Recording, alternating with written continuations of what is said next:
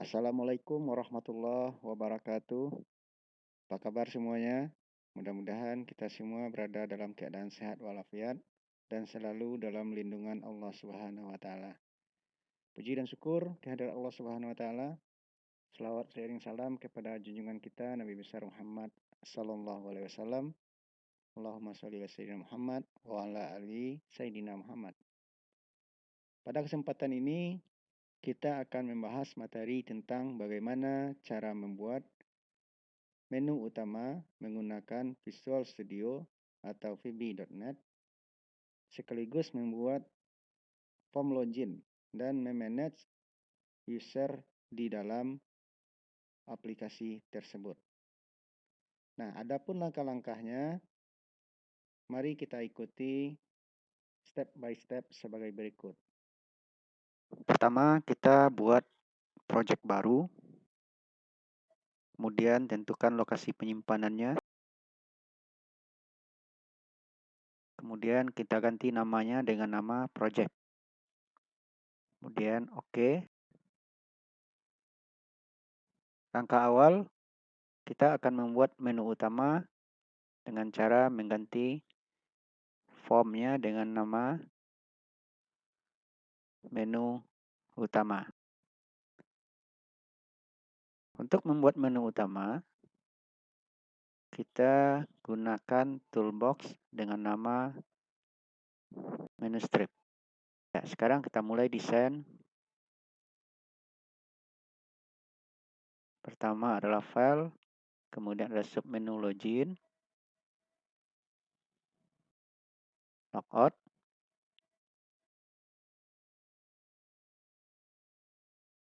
Nah, menu ini bisa kita sesuaikan dengan jenis aplikasi yang akan kita buat. Nah, selanjutnya saya akan buat menu master, user, pelanggan, barang, ada menu transaksi, penjualan, pembelian, kemudian ada menu laporan,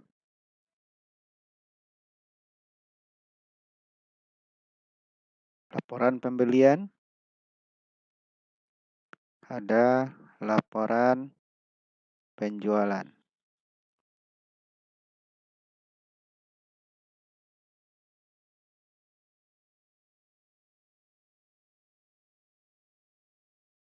Kita mulai membuat form user dengan cara klik add, kemudian kita buat form baru dengan klik window form, kemudian kita ganti namanya dengan user, di add, kemudian form user ini kita desain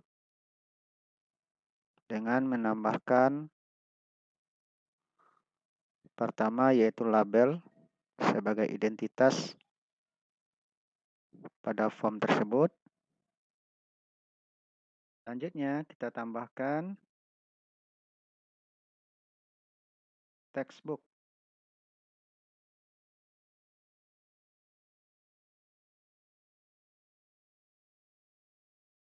Yang perlu diingat adalah name pada textbook yang kita buat,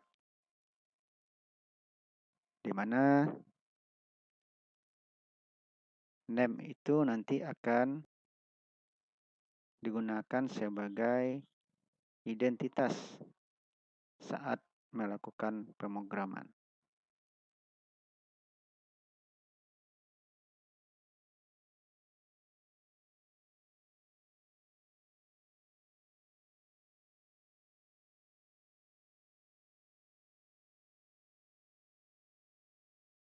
Sekarang kita tambahkan buttonnya.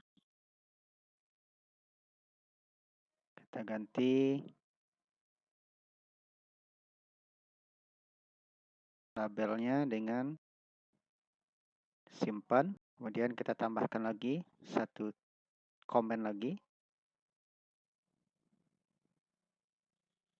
yaitu tutup.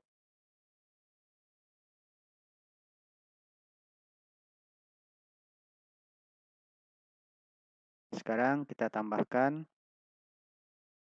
toolbox data grid. Data grid ini nantinya berfungsi untuk menampilkan data-data user yang sudah kita simpan menggunakan aplikasi yang kita buat ini.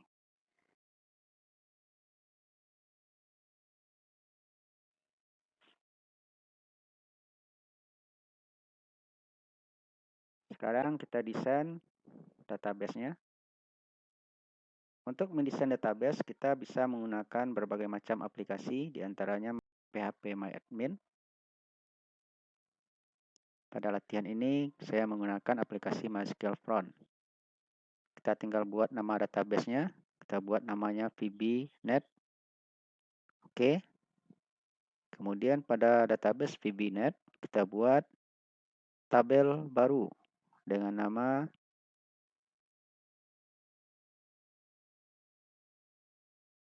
kita buat namanya TBL user. Nah, sudah tercipta satu tabel. Sekarang kita tinggal desain fill-fill yang kita butuhkan. Nah, untuk ID ini kita ganti namanya dengan kode user. Kemudian kita tambahkan fill baru, nama user, tipenya VACHAT. Kemudian fill password dengan nama PWD user.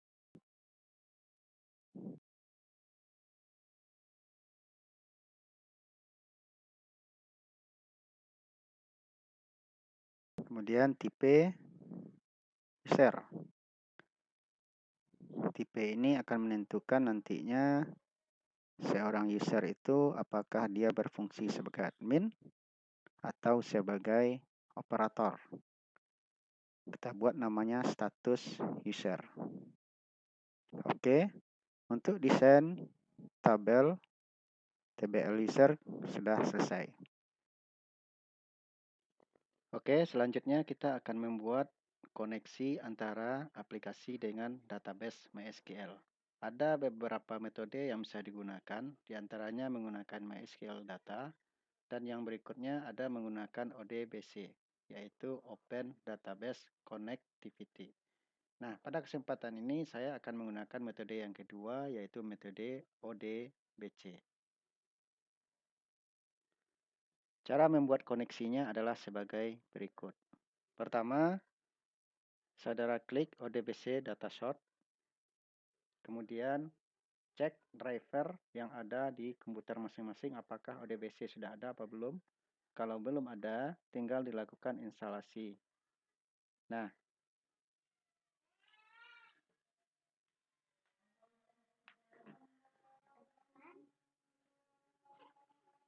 untuk MySQL Connector menggunakan metode ODBC ini, link download ODBC-nya saya sertakan pada description video di bawah.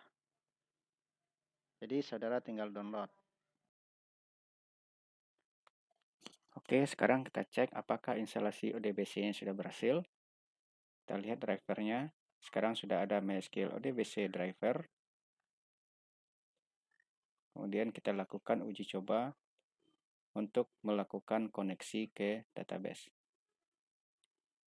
Isi data source-nya terserah. Kemudian servernya isi dengan localhost. Localhost artinya database tersebut ada di komputer lokal, bukan di komputer jaringan. Kemudian user sesuaikan dengan user database masing-masing. Password juga seperti itu, disesuaikan. Kemudian kita coba melakukan pemanggilan database vb.net dan ternyata sudah sukses. Oke, berarti ODBC konektornya sudah berhasil kita install. Sekarang kita kembali kepada aplikasi Visual Studio. Untuk membuat koneksi, kita tambahkan add modul, kemudian modul ini kita ganti namanya dengan koneksi, kemudian klik tombol add.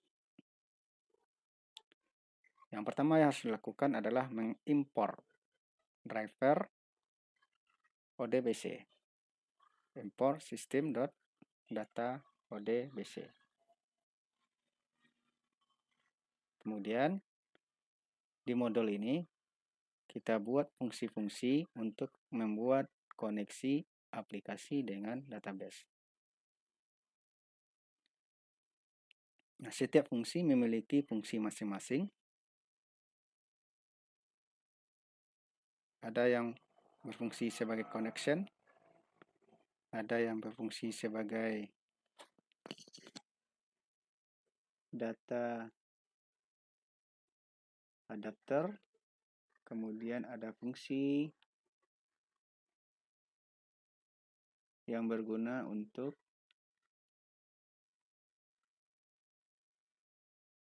dataset, kemudian fungsi untuk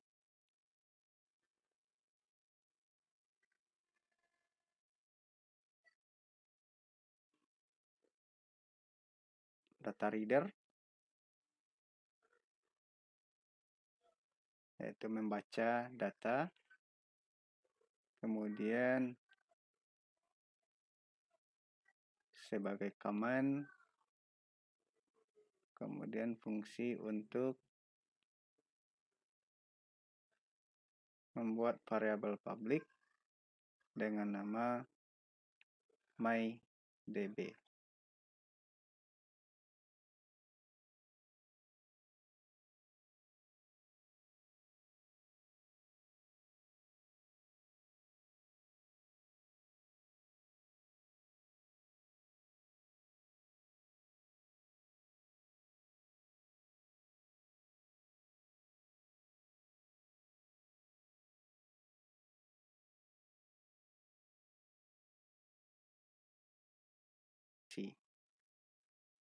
Nah, variabel mydb kita isi dengan string, yaitu melakukan pemanggilan driver ODBC yang sudah diinstal tadi.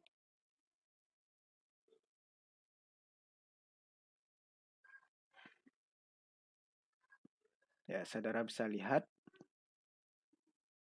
driver MySQL ODBC 3.51. Kemudian kita definisikan nama database-nya. Database yang kita gunakan adalah VBNet. Servernya localhost. Kemudian UID itu adalah nama user database. Jadi UID ini harus disesuaikan dengan user database masing-masing. Kemudian PWD itu adalah password database. Sekarang kita coba melakukan pemanggilan koneksinya.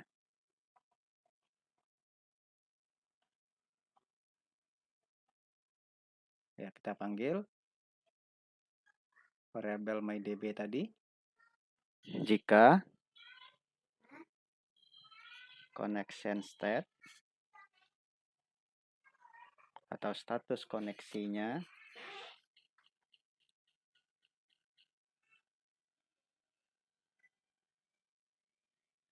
close, maka dengan memanggil function koneksi ini nantinya, maka koneksinya akan open.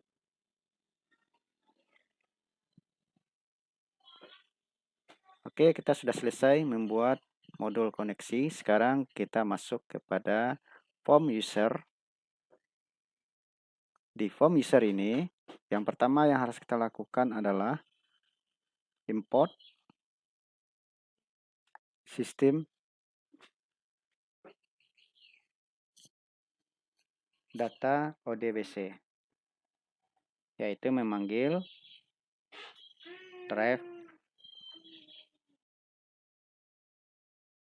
data ODBC. Kemudian kita buat sub awal, sub function awal,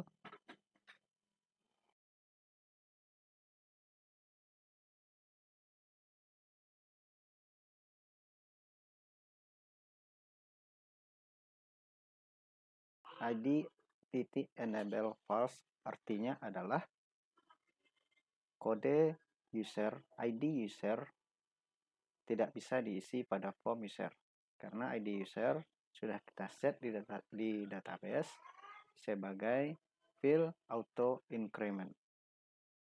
Kemudian type.item.add artinya adalah menambahkan item data pada combo box, yaitu item data admin dan item data operator. Jadi nanti di combo box tipe data itu ada pilihan admin dan operator. Kemudian kita panggil call koneksi DB, yaitu memanggil function pada modul koneksi, yaitu function koneksi DB. Dan selanjutnya kita select from TBL user dan kita tampilkan pada data user, yaitu data grid. Dan data grid read only true fungsinya adalah agar data grid tidak bisa diubah secara langsung.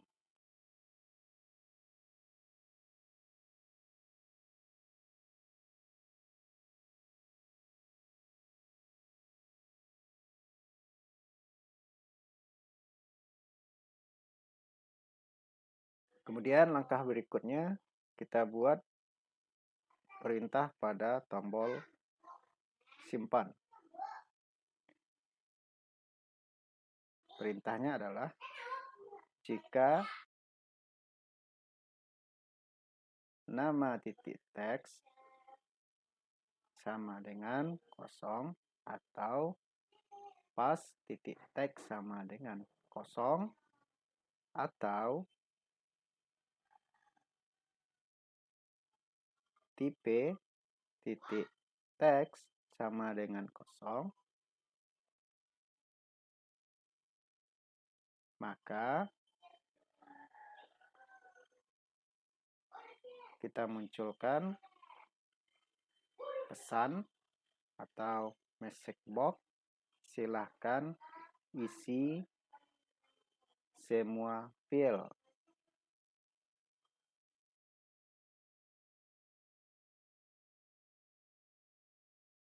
Else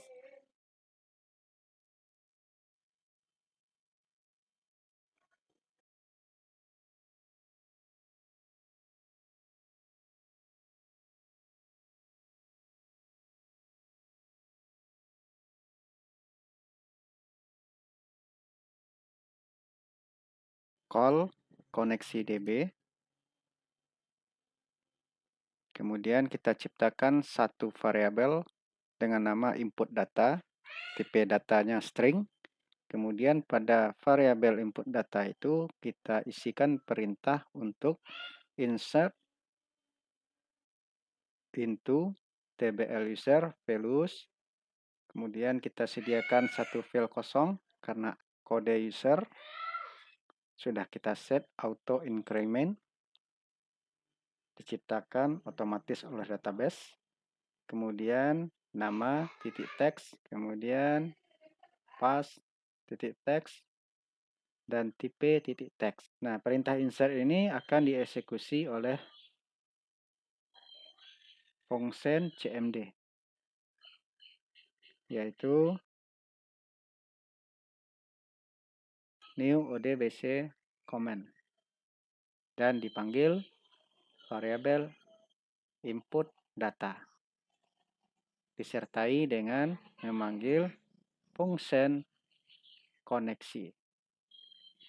Kemudian jika perintah insert ini berhasil, maka akan keluar message box input data berhasil.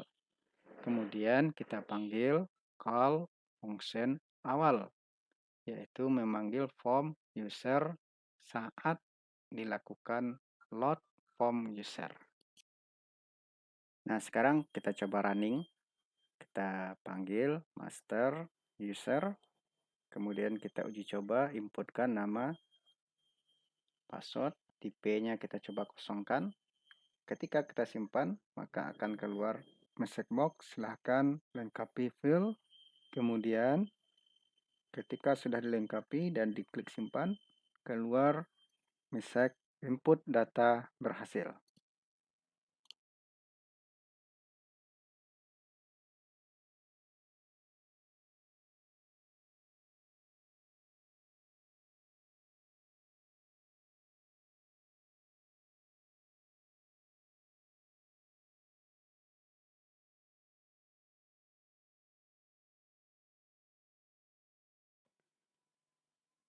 Nah, sekarang kita tinggal membuat form login dengan cara klik add pada project, kemudian pilih window form, kemudian ganti namanya dengan login, dan klik add. Sekarang kita tinggal desain, kira-kira hasilnya seperti ini. Form login yang kita buat. Kemudian sekarang kita desain menu utama. Saudara bisa lihat, pada menu utama ini, seluruh menu yang ada di menu utama aktif. Nah, sekarang kita ingin nonaktifkan dengan cara membuat subfunction terkunci. Fungsi terkunci ini adalah untuk menonaktifkan menu utama. Kita nonaktifkan seluruh menu yang ada di menu utama kecuali menu login. Kemudian subfunction terkunci ini kita panggil saat menu utama di load dengan cara call terkunci. Kira-kira hasilnya seperti ini. Nah, sekarang ketika kita login, kita buat subfunction terbuka. Ya, subfunction terbuka ini akan membuka seluruh menu yang ada di menu utama ketika proses login berhasil. Pada tombol login, kita membuat perintah jika username dan passwordnya kosong, akan keluar pesan nama dan username harus diisi atau tidak boleh kosong. Else, call koneksi DB. Kemudian kita lakukan select from TBL user jika nama sama dengan username, titik teks, dan PWD user sama dengan pas titik teks. Kemudian jika ada kecocokan, maka dipanggil fungsi terbuka dan form login akan tertutup. Hasilnya seperti ini.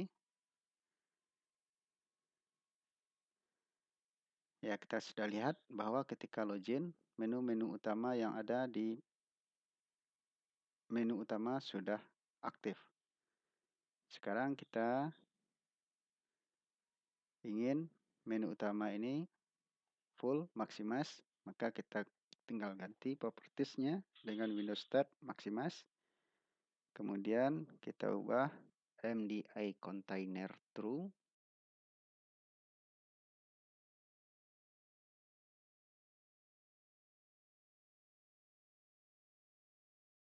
Nah, kita lihat bahwa form login ketika dimaksimalkan menutup menu utama.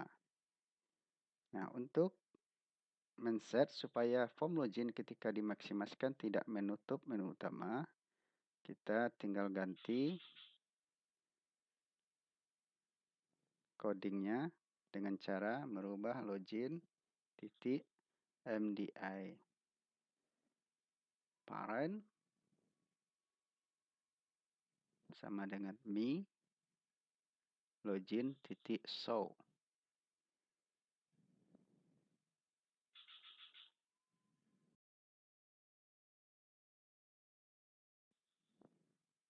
Nah, sekarang form login ketika dimaksimalkan tidak menutup menu utama. Nah, sekarang bagaimana cara merubah teks pada password ini supaya tidak kelihatan? Kita tinggal rubah text field-nya dengan mengganti propertiesnya password chart, kemudian hasilnya kira-kira seperti ini. Sekarang password tidak kelihatan. Nah, sekarang kita uji coba untuk menambahkan user baru. Pada form user ini, jika ingin merubah password ini supaya tidak kelihatan, kita tinggal merubah properties text field-nya seperti yang kita lakukan pada form login.